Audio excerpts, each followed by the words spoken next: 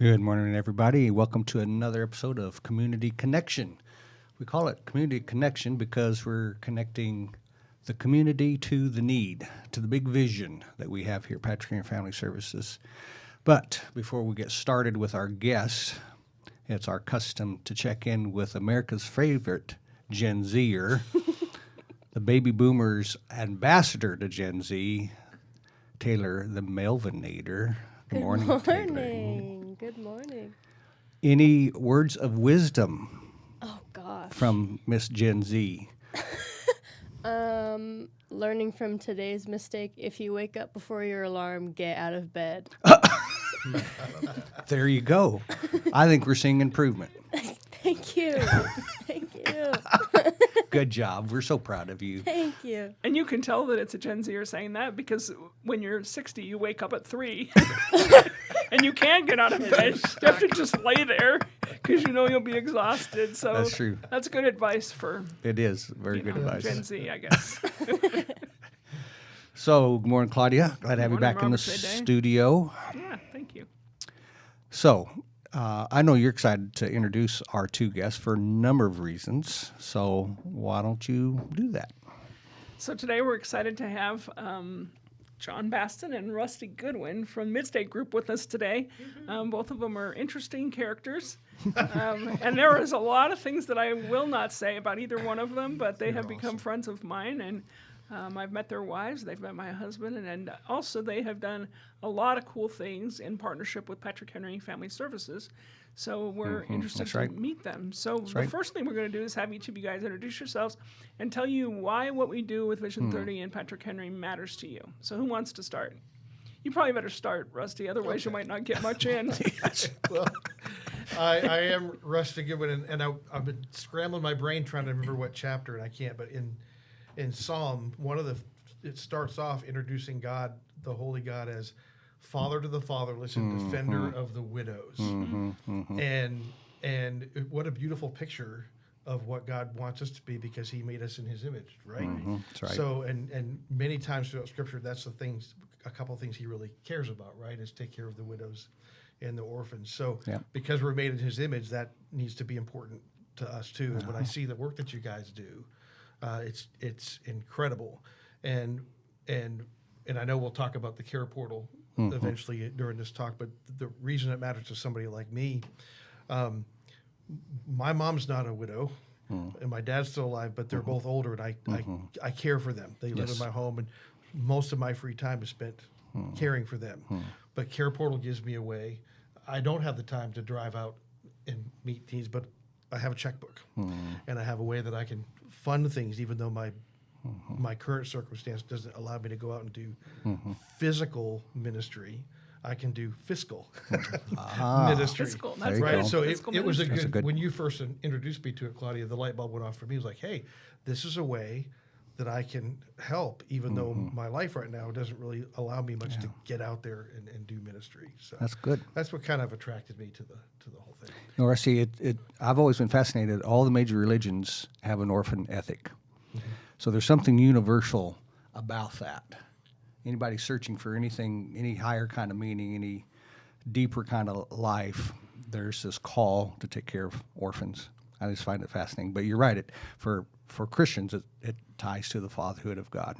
I think there's something in our DNA. I mean, I've been on trips to Haiti and Kazakhstan and Guatemala, and I just want to bring every kid back with me, right? Yeah. I wish I could rent a Yeah. jumbo jet and just bring them all back.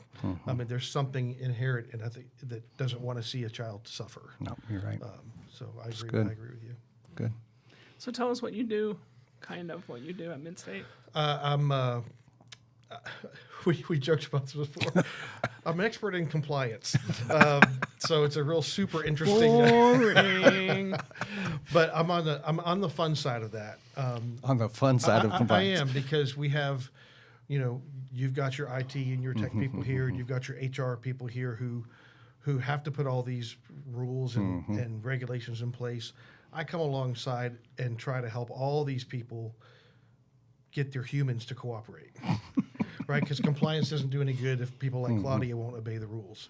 So I work with people like Claudia and John and say, hey, here's why we have all these mechanisms in place to keep ourselves safe. Here's why you need to follow those regulations and those rules so it keeps us all out of trouble. Well, So I'm glad kinda, somebody's I doing kind of that. deal with the human capital and make sure that they happily toe the line with context and understanding. I think you and I fall in the category of the people who don't want to worry about any of that. But we're glad somebody does. Typically aren't the- we? We are glad somebody does. The higher up you go in an organization, the less compliant people want to be. Rusty's here to keep you out of jail. That's all. And we appreciate that, I think. We do. All right. I'm throwing to you, John. I said enough. No, you said enough. I'm just listening. This has been fantastic. I'm John Baston. Thank you for inviting us here. We really do appreciate the opportunity. And, you know, I came to Christ in 2003. Very dysfunctional situation. And my wife, it's kind of funny, the young lady that was here, I typically introduce myself around town as Trisha's husband because everyone seems to know her.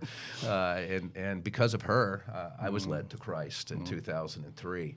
And as anyone who's new to Christ and the body of Christ, trying to figure out my place in it, and what does God want to do with the gifts that He's been provided me. And so it was a kind of a struggle. Here I am in a business called insurance that really no one dreams of entering.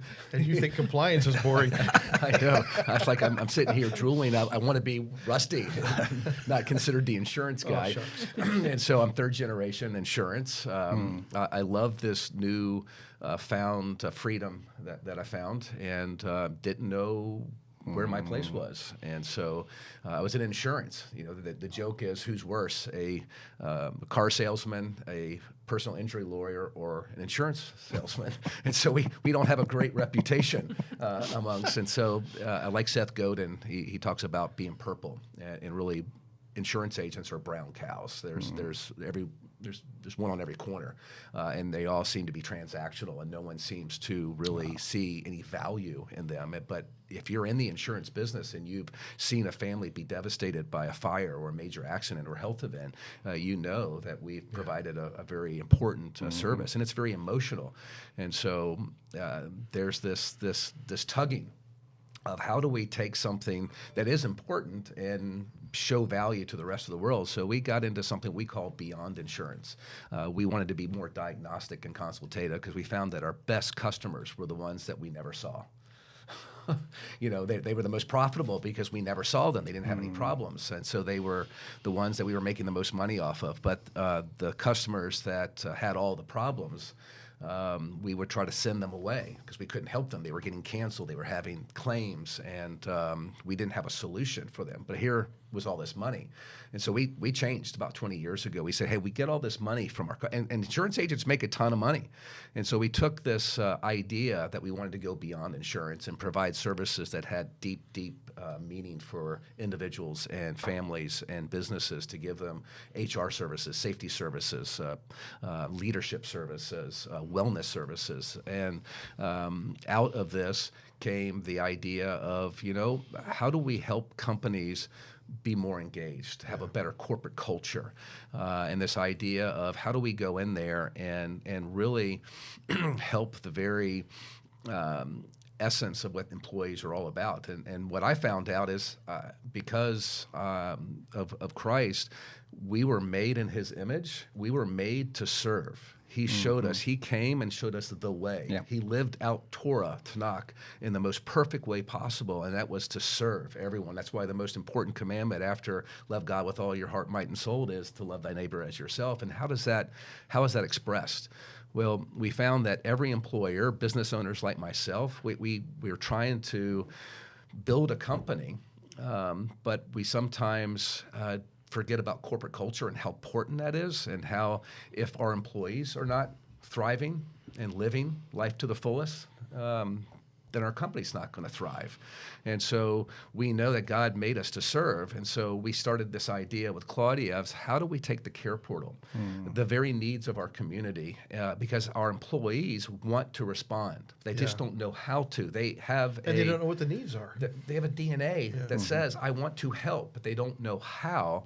And so Claudia and I have been trying to come up with this way of getting employees engaged through their employer to help the very needs, because it's amazing how many needs are out in our community, and they're just basic. They're not asking for $1 million. They're not asking for $1,000. You're like, did not listen at the beginning to the how we were going to do this, and you're way ahead. Oh, I know, but it's just You just tell turn them them free, loose, so Claudia. excited. You just turn I'm them excited loose. about it, actually. And so I know you are. So let's back up a little bit and talk about.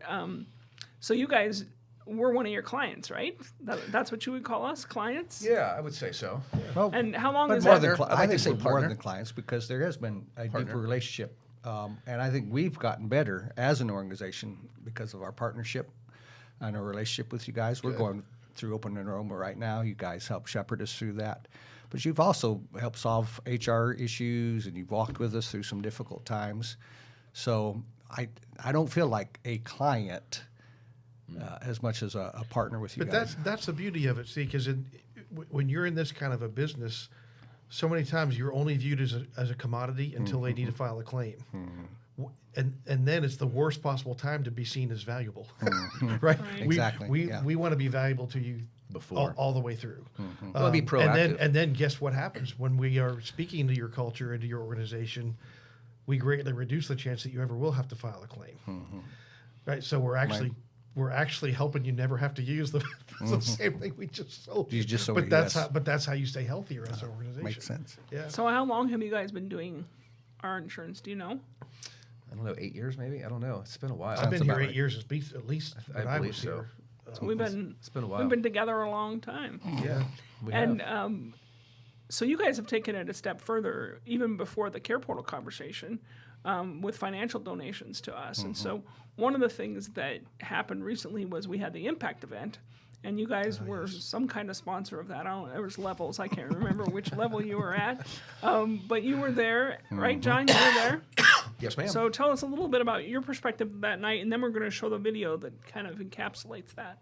Well, just hearing the stories, I just remember seeing one of our customers, and I don't have permission to use the name, so I won't use it, but just one of the owners of a large business that got up on stage and talked about how he personally was fostering children. And it just kind of instantly hit me is that, well, look what this leader is doing. Look what his heart is doing. And, you know, what a great opportunity for a business leader to speak truth into his employees and share that. Because sometimes we just don't hear the heart of the leader. You know, sometimes it's just getting into the grind of the business. And sometimes people don't have purpose. It's just a job, but there's something that a leader can do to show that this is more than a job. There's something more that we're doing that you're a part of, and to be a part of what he's a part of, and bringing that kind of heart of giving and serving the community through the employer. And I think there's such a great opportunity of bringing Care Portal to that business. So it instantly hit me. This guy is doing so much, but he's got all these employees that have a heart for giving in their community. And just sharing that with them could take this to a whole nother level, because it impacted me hearing it. Right. And he's one of my clients, and I never knew we're his already story. in. I It was impacts already in, us, but and I we're never already part heard of his story. And I'm hearing, looking at his wife who's behind him, and she's holding this foster child. And really, he stole the show. He stole the show. And you know what I saw in that was patience and love, because that child was being a 2-year-old. And you couldn't hear the father because the child was so disruptive. What I saw in all of that was a patience of a mother that was really loving on the child. And that hit me more than, I couldn't even understand what he was saying because I couldn't hear him over the child. But that's what I got from that. That's good. Well, first of all, thank you for sponsoring us and helping us have an excellent event, and thank you for being there. Then why don't we show a clip of that?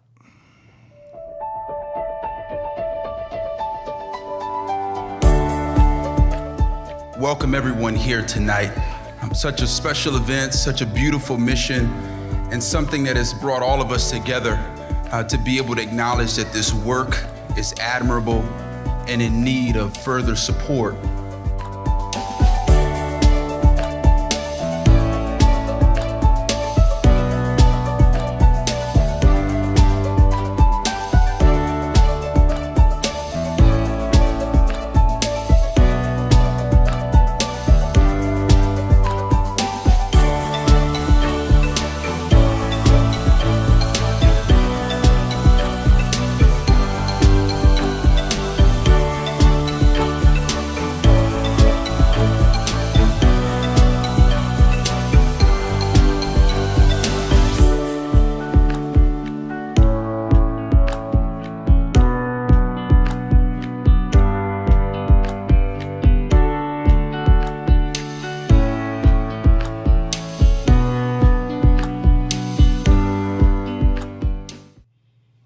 So we think that was successful in many reasons. The bottom line is we raised the amount that we were hoping to raise, but there was the connection. There was imagery that was kind of portray what it is that we're trying to do. He's just dying to talk about this thing that he wants to talk about. I know he is. How much longer do we make him wait? So first, I think talk a little bit about Midstate Cares and how that fits in with the other layers, and why we first started, about your dream for how that's going to work with Care Portal.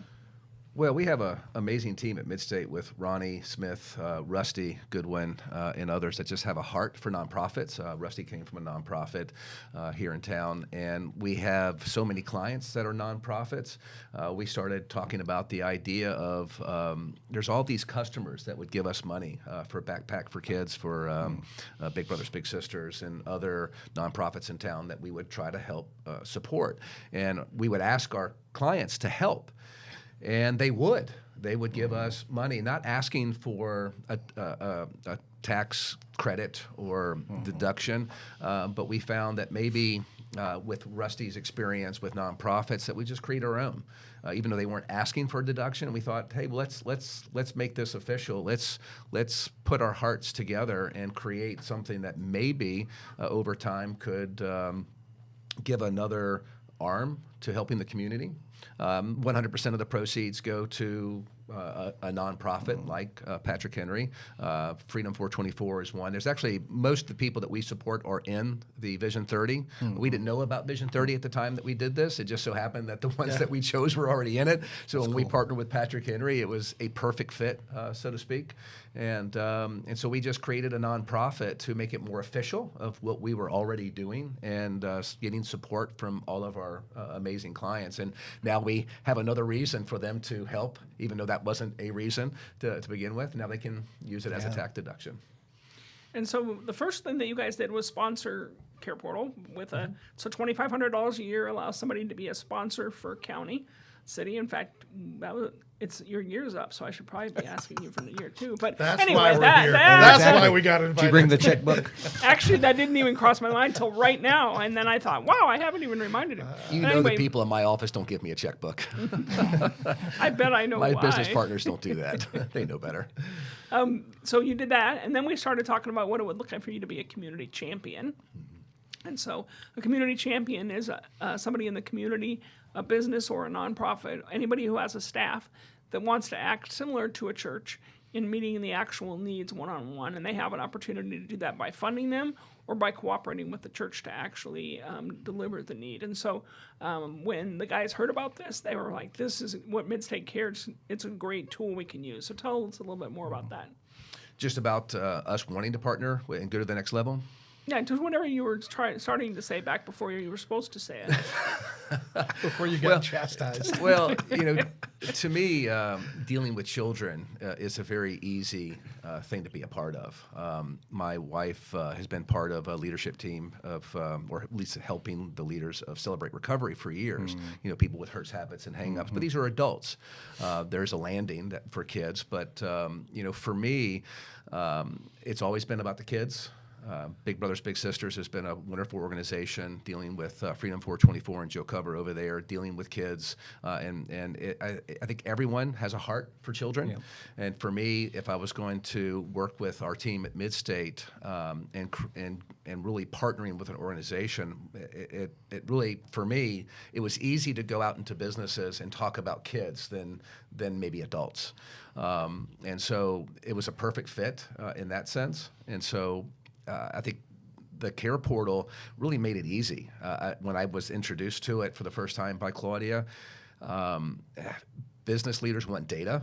They want a portal that they can see the impact. And so not only is the mission solid and everyone can get a part of or get behind, but it had data that if you're a CEO or CFO or a business leader and you want to know that your employees are doing something that's going to have an impact, you want to have the data. So the Care Portal provided everything That's was really what I needed. liked is it easily identifies what needs are there. You know, from my history with nonprofits and even helping clients who have like CARES committees or benevolence committees. I hope I don't sound like a jerk, but a lot of churches and nonprofits struggle with the frequent flyers, right? They figured out the system and they just know how to come get money from you, even though the need, you know. And this kind of helps guard against that, so that when you're asking people to give money, they know it's really going. Verified. You know, it's been vetted properly.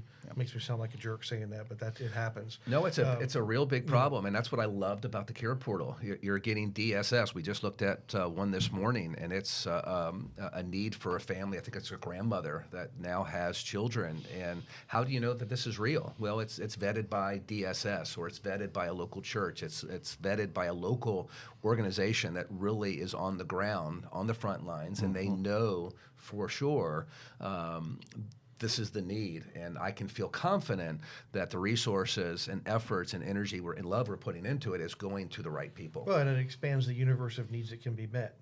Because if you're in a small organization or a small church, your Yeah, there you go. bandwidth for knowing what the needs are is quite small.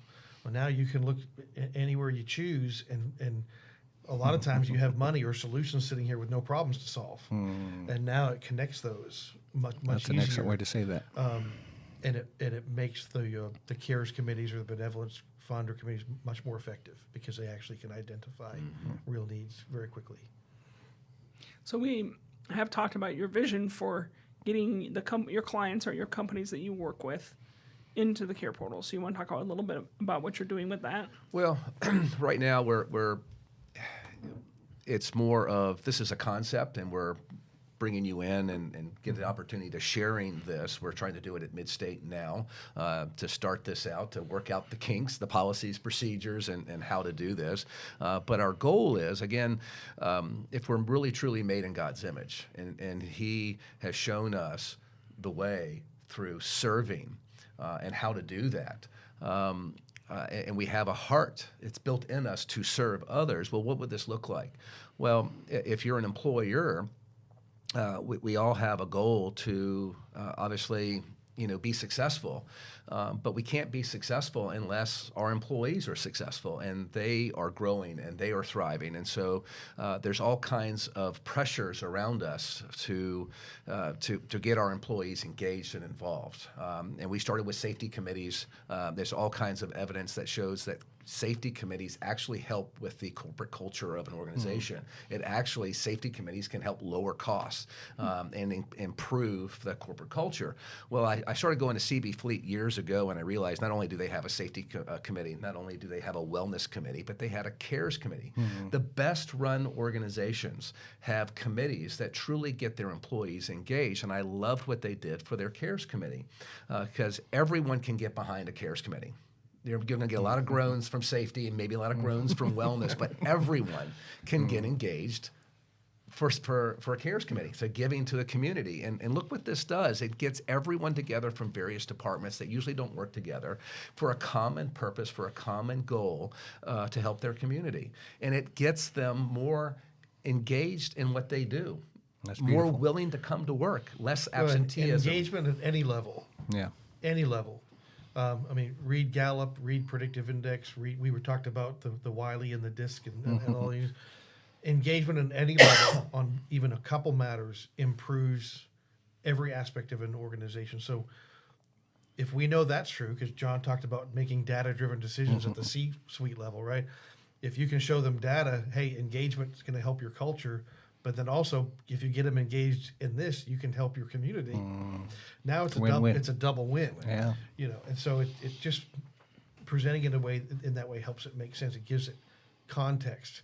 Everybody knows the what. There's needs out there, but helping them understand the why behind it, the context about why it should matter, always produces better results. Is what you guys talking about fit under the umbrella of social entrepreneurship? That is kind of an older term. You don't hear as much anymore, but the idea that business is getting involved in some social enterprise that's going to make the community better. Yeah, and these days I think they call it social credit. Yes. You know, not in the way that we talk about under communist regimes, those kind of social credit, but you know, if anytime you can be part of something where it multiplies your gift, you feel like you've given more than what your actual amount you're able to give. And I think that's large for a head of an organization to report to his employees. Look what we did. Yes. Not what I did or what the company did. Look what we did as a CARES committee. Look at how many people that we influenced or helped or improved their lives. About 100 new nonprofits start every day, right? Many of them die, so they're replacing old ones. But there's never going to be enough nonprofits to solve the problem. So business does have to be involved in the space, right?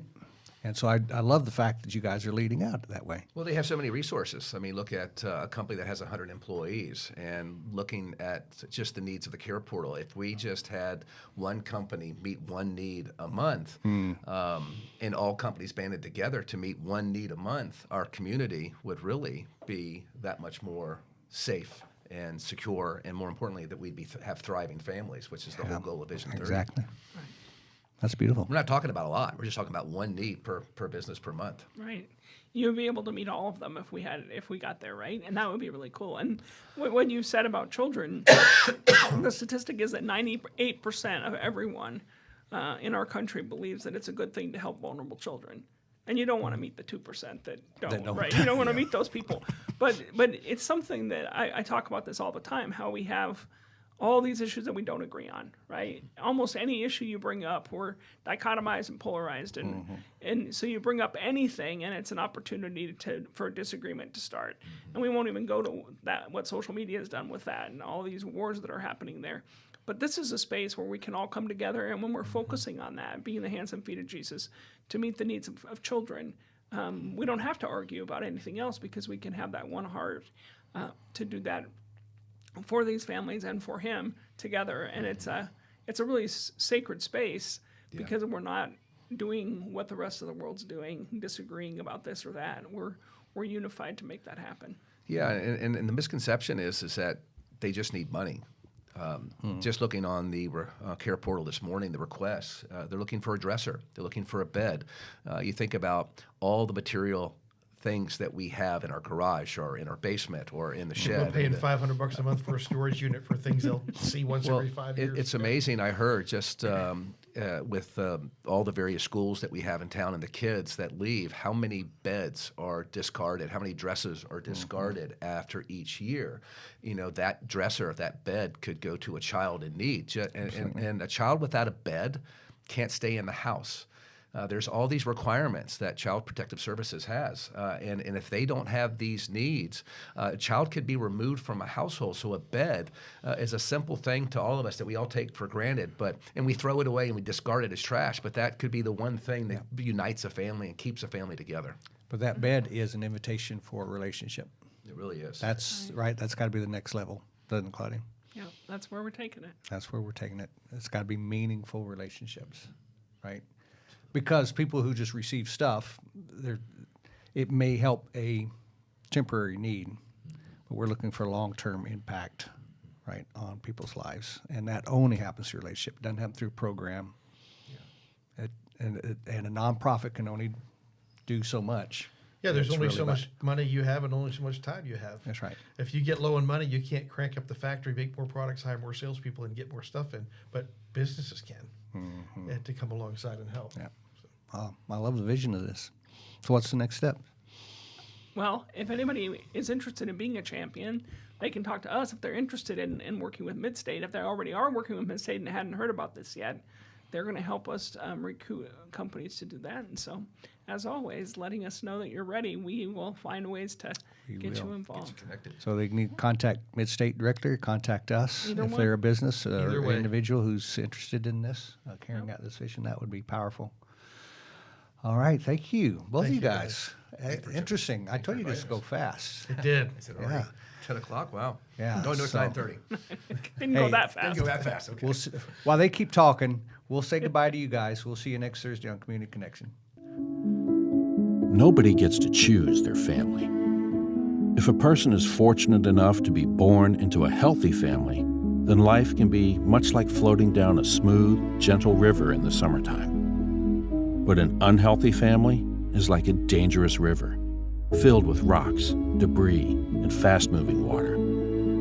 This river swiftly leads to the steep waterfall of adulthood, tragically forming a new river of dysfunction. Even if you aren't born into an unhealthy river, there are many streams that cause a person to get there. But there is only one way to get out, and that is through a meaningful relationship. Across our region, there are many agencies, churches, and families who are devoted to helping children escape from unhealthy rivers. Some feel their role is to wade in and rescue children. They foster, adopt, or provide safe families. Others stand by the river and support the rescuers by providing what they need. Still, others are upstream and stand in the gap to keep children from ending up in the negative situations. At Patrick Henry Family Services, we see ourselves as having an additional role. We are running up and down the shores of the unhealthy river, screaming, "Can't you see the children in the water? You have to do something." Vision 30 is a 10-year initiative. By 2030, we envision a region where all children are safe in their own family, or with caregivers who are supported by a local faith community. So, where do you stand at the river? Are you upstream, keeping families together and strong by standing in the gap? Are you in the river, directly impacting children? Are you on the shore, providing support for the brave folks who have entered the river? Or are you just passing by without noticing? No matter who you are, come down to the river with us. Let us help you find your place. Not only will lives be changed, but you will never be the same.